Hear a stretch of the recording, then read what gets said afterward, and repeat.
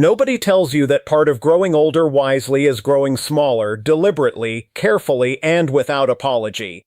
Not smaller in spirit, not smaller in generosity or warmth or the capacity to be moved by the things that have always moved you. Smaller in a different and more specific way, smaller in the number of people you allow into the interior of your life, the quiet and unguarded center where your actual energy lives and your actual peace either holds or does not hold. Most people spend the first 6 decades of their lives accumulating relationships, obligations, social circles that expand and overlap and produce a comfortable noise that can be mistaken, for a long time, for genuine connection. And then, somewhere past 65, if they are paying honest attention, they begin to understand that accumulation was never the point. Curation was always the point. My dear friends, I want to talk today about something that the people around you will rarely say directly, because it sounds harsher than they are comfortable with, and because it requires a kind of self-protective honesty that the culture you grew up in did not always encourage. It is this: there are people in your life right now, perhaps people you have known for years, perhaps people whose connection to you goes back further than most of your clearest memories, who are costing you more than you have ever stopped to calculate. Not in money, in something harder to replace.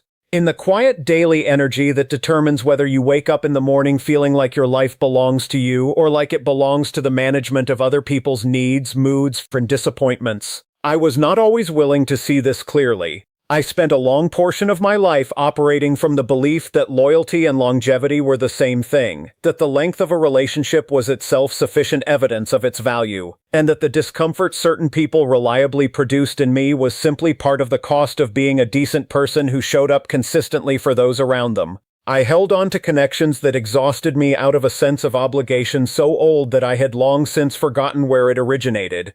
I told myself that everyone was doing their best, and that the right response to being drained by someone was simply to develop a deeper reservoir. What I understand now, on the other side of many years, is that there is a difference between patience and self-erasure, and I spent far too long mistaking one for the other. After 65, that mistake becomes expensive in a way it was not quite expensive before, because what you are spending now is not abstract future time.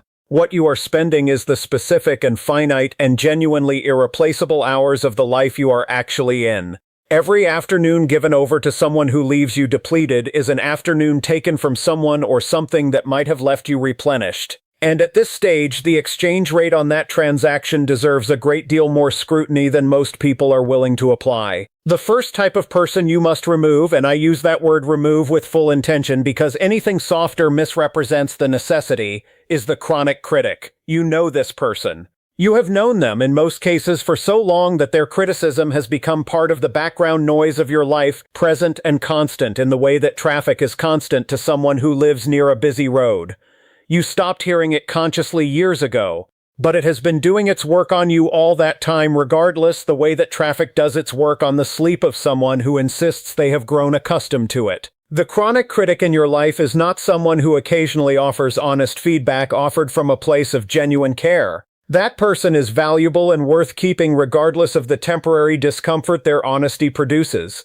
The chronic critic is different. The chronic critic meets every choice you make with the quiet but unmistakable implication that a better choice was available, and that your failure to make it reflects something permanent about your judgment. They comment on your home, your habits, your decisions about how to spend your own retirement, your relationships with your children, the particular way you have arranged the furniture of your later life. The feedback is rarely loud. More often it arrives in the form of a slight hesitation before agreeing with you, or a question asked in a particular tone, or a silence that speaks more clearly than the words surrounding it. What the chronic critic is doing, whether they fully understand it or not, is feeding something in themselves at a cost they have decided you should absorb. After 65, you are not required to absorb it. You have spent a sufficient number of years receiving it, and the returns have not improved with age. The second type is the one that takes longer to identify because the cost they impose is less visible than the critics, and because they often arrive with genuine warmth and genuine need. This is the person I would describe as the permanent emergency. They are the individual for whom every season of their life is the most difficult season, the one whose crises arrive reliably and whose needs expand with extraordinary consistency to fill whatever space of attention you make available. You care about this person. Quite possibly you love them. And the love is real, which is what makes the dynamic so difficult to examine honestly. Because examining it requires you to ask a question that feels uncomfortably close to selfishness. At what point does caring for someone else's permanent emergency become the abandonment of your own actual life? The answer to that question is different for everyone, and I would not presume to draw the line for you. But I would ask you to notice how you feel when you see this person's name on your telephone in the morning. What happens inside you in the moment before you answer? Whether the call tends to leave you lighter or heavier than it found you, and whether the pattern of that answer has been consistent for longer than you would be comfortable admitting. That noticing is not unkindness. It is the honest accounting that genuine care eventually requires, because care that depletes itself entirely is not sustainable care. It is simply a slow and unacknowledged sacrifice that serves no one well in the end. I had a friend, someone I had known since we were young men together, whose company had once been the kind I sought rather than the kind I accommodated, who became this person gradually over the better part of a decade. There was never a single moment I could point to. The emergencies arrived in different shapes and different seasons, and my response to each of them felt individually like simply being a decent friend. It was only when I looked at the full landscape of the previous several years, from a sufficient distance to see the whole shape of it, that I understood what had happened. I had spent so much of my available energy attending to the ongoing production of his difficulties that I had quietly withdrawn from almost everything else that used to replenish me. I had not noticed it happening. That is the particular skill of the permanent emergency. It never presents itself all at once. It arrives in portions, each one reasonable, until the total is not reasonable at all. The third type is one that people over 65 encounter with a frequency they rarely anticipate. And it is perhaps the most personally painful of the four because of how close it tends to live. This is the person who is permanently invested in the version of you that no longer exists. They knew you at a particular time in your life, perhaps a very long time ago, and they have constructed an understanding of you so fixed and so complete that no subsequent evidence can meaningfully update it. When you speak to them about who you have become, the things you have learned, the ways your thinking has shifted, the person you have arrived at after the long work of living, they hear it as performance or pretension or temporary confusion, and they wait patiently for you to return to the person they already know. This is not malice. It is usually love of a kind. But it is love that functions as a museum exhibit. It preserves a version of you in glass and calls the preservation devotion. And spending significant time with someone whose entire relationship is with a person you have spent decades growing past produces a particular and disorienting exhaustion, because it requires you to either perform the earlier self for their comfort or absorb the low continuous resistance that comes from being quietly but persistently misunderstood by someone who believes they know you better than you know yourself.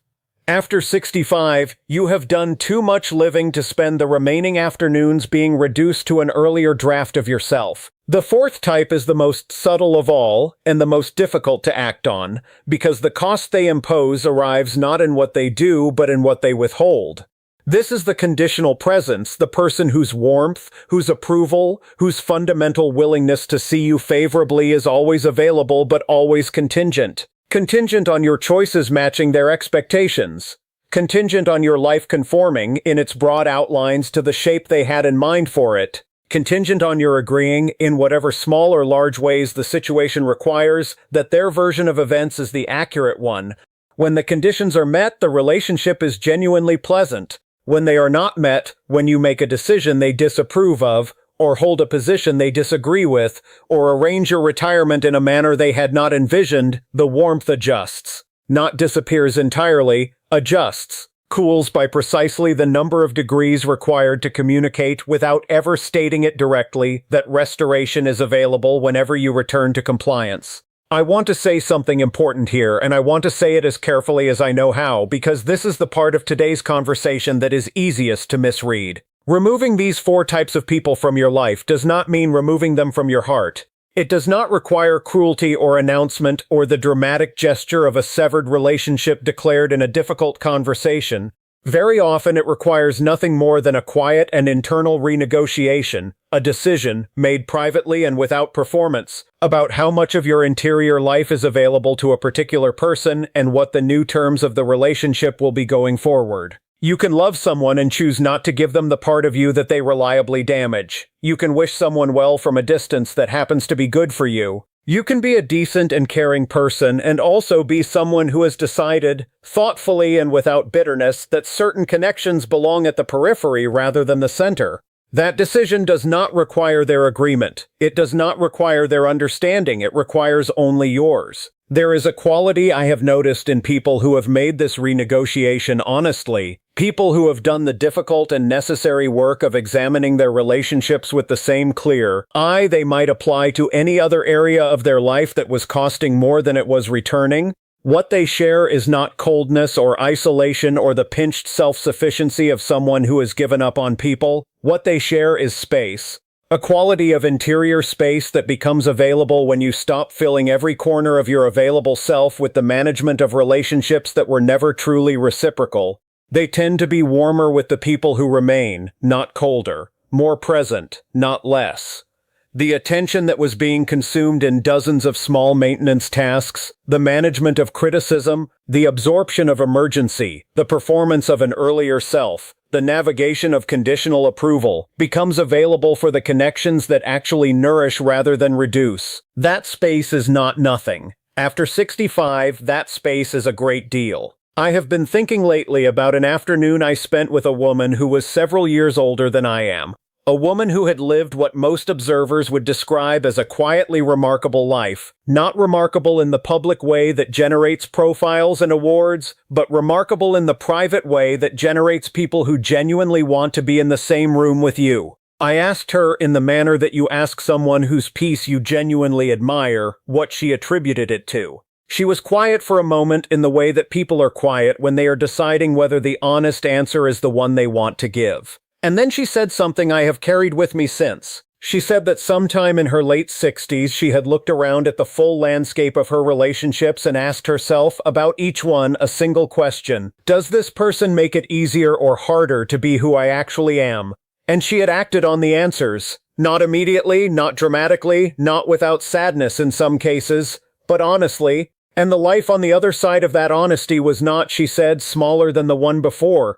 It was simply more genuinely hers. More genuinely hers. I have turned that phrase over many times since that afternoon. If there is one thing I hope you take from what we have shared today, it is this. You are not obligated to fill the remaining years of your life with relationships that were never truly chosen, relationships that accumulated through circumstance and inertia and the general human difficulty of renegotiating anything that has been in place long enough to feel fixed. You are allowed to look at what surrounds you with honest eyes and make decisions that serve the life you are actually living rather than the obligations of a life you have already lived. You have spent long enough being available to everyone who needed you.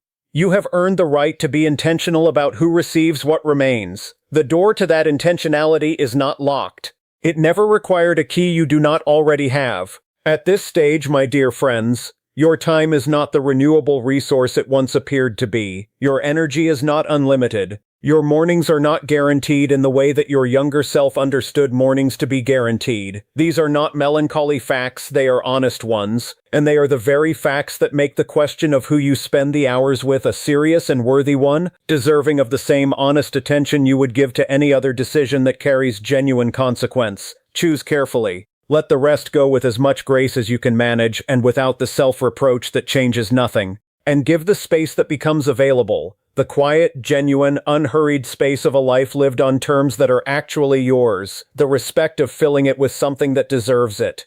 You have earned that, fully and without qualification. Take good care of yourselves, my dear friends. Be generous with the people who genuinely receive it, and be equally clear-eyed about the ones who simply consume it. The difference between those two categories is not always comfortable to see, but it is always worth seeing. Until we meet again.